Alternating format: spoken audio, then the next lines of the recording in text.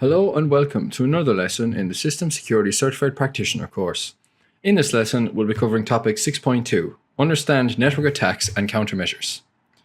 So on the agenda today, we have Layer 1 Physical and Countermeasures, Layer 2 the Link Layer, Layer 3 the Internetworking Layer, Layer 4 the Transport Layer, Layer 5 the Session Layer, Layer 6 the Presentation Layer, and Layer 7 the Application Layer. We'll also cover some common network attack types, including distributed denial of service, man-in-the-middle, DNS cache poisoning, dynamic host control protocol, SYN flooding, smurfing, internet control message protocol, attacks on large networks, border gateway protocol, and open shortest path first. Physical layer attacks can be targeted at devices, an organization's people, their interconnecting media, ports of entry, or power distribution systems. It is imperative that attackers are not able to access any part of an organization's cable and wiring. Attackers can also flash any form of firmware they like onto a device where they can physically reboot it. Let's look at some wireless attacks. Attacks which are RF-based can range from blue bugging, blue jacking, and blue snarfing attacks, which all target Bluetooth devices. Access point hijacking and long-range surveillance can also be performed. All wireless systems in an organization are vulnerable to being spoofed, jammed, and intercepted or degraded. Some of the most common wireless attacks include jamming attacks. This is where a stronger transmitter deliberately overrides an intended transmitter and prevents a physical link closure. Spoofing attacks. This is when a receiver is tricked into thinking the transmitter is the anticipated sender. Interception. When a third party can receive what the transmitters are sending and capture it. And electromagnetic interference, or EMI, can be caused particularly by lightning strikes or other large electrical machines and disturb devices. Layer 1 countermeasures then. Physically hardening systems is the main method of securing devices at the physical layer. All cables and devices should be securely locked away and difficult to reach, with access control implemented to ensure these devices are not tampered with. Moving on to Layer 2, the link layer. Some of the most common Layer 2 attacks include the following. DHCP lease. This is a denial of service based attack, also called IP pool starvation attack. MAC address related attacks, such as MAC spoofing, which can be done via command line access in many systems, or causing a content addressable memory CAM table overflow on the device. VLAN attacks. VLAN hopping via falsified spoofed VLAN's IDs in packets. ARP attacks involve sending IP and MAC pairs to falsify an IP address for a known MAC or vice versa. Reconnaissance attacks against link layer discovery protocols. Denial of service attacks involving looping packets as in a spanning tree protocol STP attack. And SSID spoofing as part of a man-in-the-middle attack against your wireless infrastructure. Forging MAC addresses or ARP spoofing is an attack vector unique to the data link layer. Some common Layer 2 countermeasures then. Countermeasures at this layer begin with configuring network and system devices and services correctly. IDS and IPS also play a role here, as well as SIEMs. The following is a list of steps an organization can take when first considering countermeasures to Layer 2 attacks. Enforce max use of SSL and TLS. Control when networks are operating in promiscuous mode. Using whitelisting and blacklisting. Using honeypots for spotting potential DNS snooping. Monitoring what processors and users are using the network monitoring tools. Enforcing encryption for all transmissions. And using SSH for all inbound connections instead of other insecure protocols. Layer 3, the Internetworking layer, or the IP layer. On its own, Layer 3 provides no form of authentication. The two major protocols at this layer are IP and ICMP. IP is a stateless protocol, while ICMP provides numerous vectors for malicious actors to attack. All ICMP traffic should be filtered and inspected by firewalls. There are a number of typical attacks seen at this layer, including the following. ICMP attacks. These can include Smurf attacks using ICMP packets in an attempt to cause a distributed denial of service or DDoS attack against the spoofed IP address of the target system. Routing RIP attacks. These are achieved by repeatedly issuing false RIP response messages which cause traffic to be redirected to the attacker. Ping flood. This involves overwhelming a target by sending a large amount of echo requests than it is able to respond to.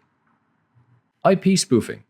This involves the attacker impersonating a known trusted IP address by manipulating IP packet headers.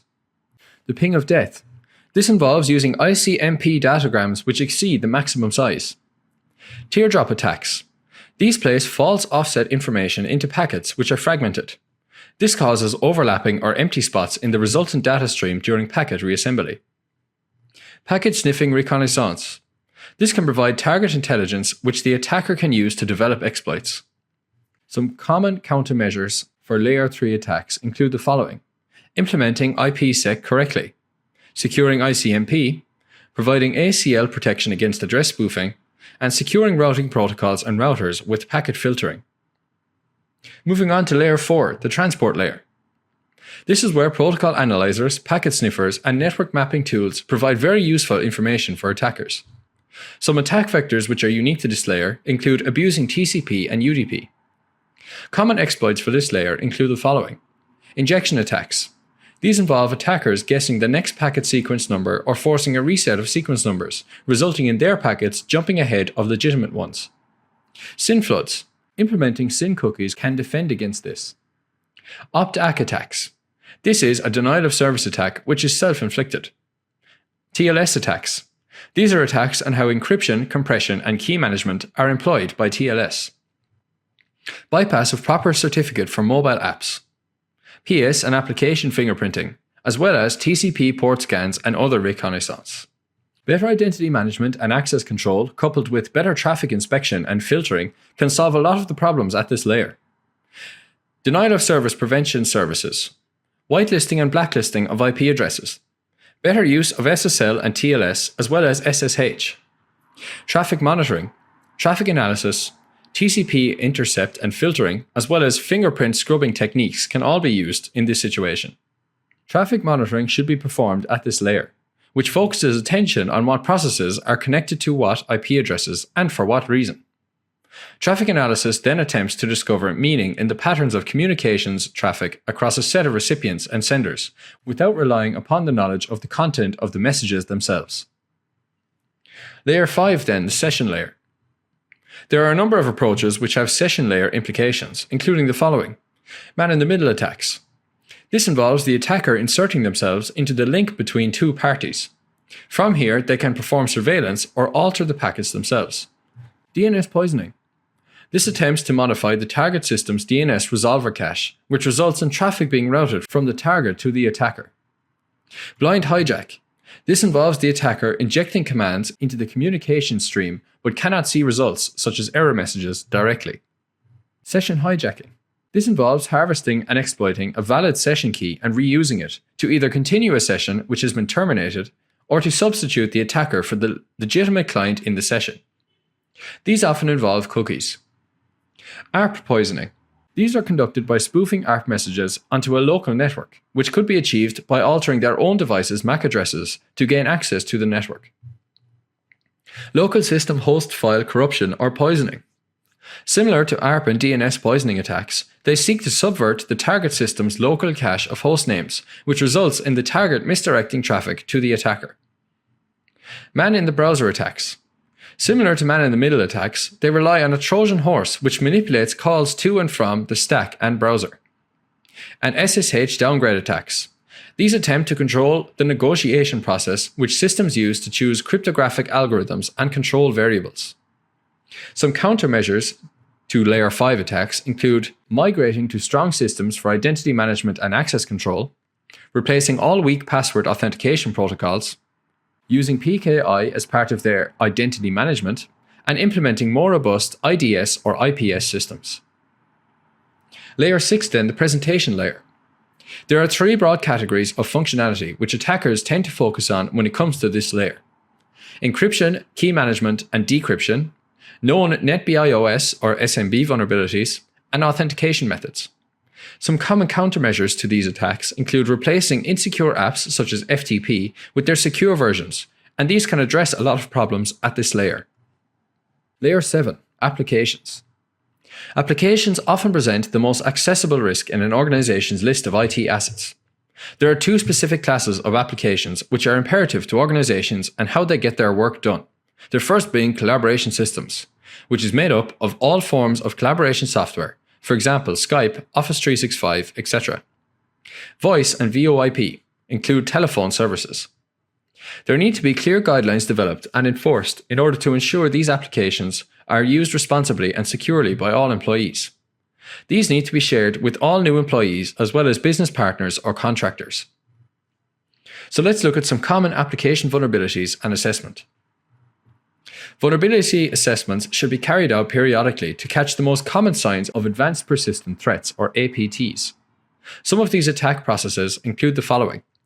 Cross-site scripting, or XXS, typically involves code injection attacks which the user unwittingly facilitates and exploits the trust the user has for a particular site. Remote code execution, or RCE.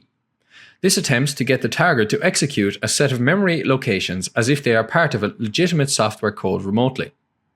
Username enumeration seeks to capture the IDs, names, and other parameters associated with all users on target system as part of reconnaissance efforts. SQL or other injection exploits. This involves exploiting built-in capabilities in many databases, systems, and applications which accept input from the user. It involves entering SQL commands into some form of text box on the site, where these are then executed by the database in the background. Cross-site request forgery, or CSRF. This exploits the trust a website has in its user's browser and allows it to issue commands to other sites which are not authorized or requested by the user. Format string vulnerabilities. This can cause arbitrary code execution if the string data in a program which specifies the formatting of data for input or output is badly constructed. HTTP flood attacks. Similar to ping floods and other DDoS attacks, this attempts to cause the target host to run out of resources and therefore deny or degrade services to legitimate users. Low and slow attacks. These have the attacker access the system and use its built-in capabilities to accomplish steps in the attacker's kill chain. These steps are usually kept small and spread out over time so as not to be spotted. HTTP server resource pool exhaustion. Another form of denial of service attack by attempting to open as many connections as possible with the target. The attacker can exhaust the server's max connection pool. And user hijacking. This involves misusing a user's login credentials to enter a target's IT systems. The attacker can then install the command and control hooks to return and control the target. Some countermeasures for these vulnerabilities include the following. Block known bad bots, monitor website visitor behavior, run privacy verifying cookie web tools, using multi-factor authentication, and using application layer IDS and IPS. Let's now look at some common network attack types, beginning with DDoS, or distributed denial of service. These are like normal denial of service attacks, but on a much larger scale. These attacks consist of a very large number of individual machines which are subverted to bombard a target with overwhelming traffic over a short period of time. Mostly, these machines are zombies and part of a botnet. Many machines which are part of this attack are Internet of Things devices. Man-in-the-middle attacks. This attack involves spoofing the identity of both the recipient and sender and intercepts the traffic which flows between them. The goal here is to have the entire session overheard by the attacker, while the two parties are ignorant that anything has gone wrong. There are two main methods which can protect or detect a man-in-the-middle attack. These are tamper detection and authentication. Tamper protection shows evidence that a message may have been altered, while authentication provides some degree of certainty that a message has come from a given source. DNS cache poisoning. This occurs when a machine's DNS cache has incorrect data in it. It then provides this data to other devices requesting its resolution of an address. This can be used to redirect a user to a malicious website. DNS spoofing involves deliberately poisoning cache data in an attempt to reroute traffic to an imposter site or to block users from accessing the legitimate site or address. Dynamic Host Control Protocol, or DHCP attacks. DHCP works at the application layer. It is responsible for dynamically assigning an IP address and other network parameters via a special purpose server to each device on a network. It dynamically manages network address assignment, and this protocol is an application protocol. DHCP starvation attacks forge requests and continually request new IP addresses until the allotted pool of addresses is exhausted. A DHCP spoof attack is where an untrusted client spreads DHCP messages throughout the network. SYN flooding. SYN packets are sent by TCP when initiating a connection, which is accepted and replied to by the system with a SYN-ACK packet. These packets accumulate at the recipient system and the software crashes as it cannot handle the overflow. This is still a common attack, and there are a number of ways to mitigate a SYN flood vulnerability. Recycling the oldest half-open TCP connection. This is a queuing strategy where the backlog queue limit is reached, with the oldest half-open request being overwritten. SYN cookies. The server responds to each connection request, SYN, with a SYN-ACK packet. This SYN request is dropped from the backlog. An increasing backlog queue. This requires additional memory resources to increase the max backlog and is an allowance or increase of half-open connections a system will sustain. Smurfing. This is categorized as a DDoS attack. It exploits the functionality of ICMP and broadcast subnets configured to magnify ICMP pings which will respond. The misconfigured networks are known as Smurf amplifiers. Attackers send packets using the IP broadcast spoofing an intended victim's source IP. The result of the broadcast message, all computers on the network respond back to the targeted system. In large networks, the volume of responses can overwhelm the target system. There are a number of techniques which exist to mitigate the effects of DDoS attacks. This type of attack is uncommon today. There are a number of different types of smurfing attack, including the ones seen here. A Fragile attack. This is a type of smurf attack which uses UDP echo packets instead of ICMP packets. Buffer overflow. Attacks that overwhelm a type of memory on a system, the buffers. Robust input validation can prevent this attack. Ping flooding.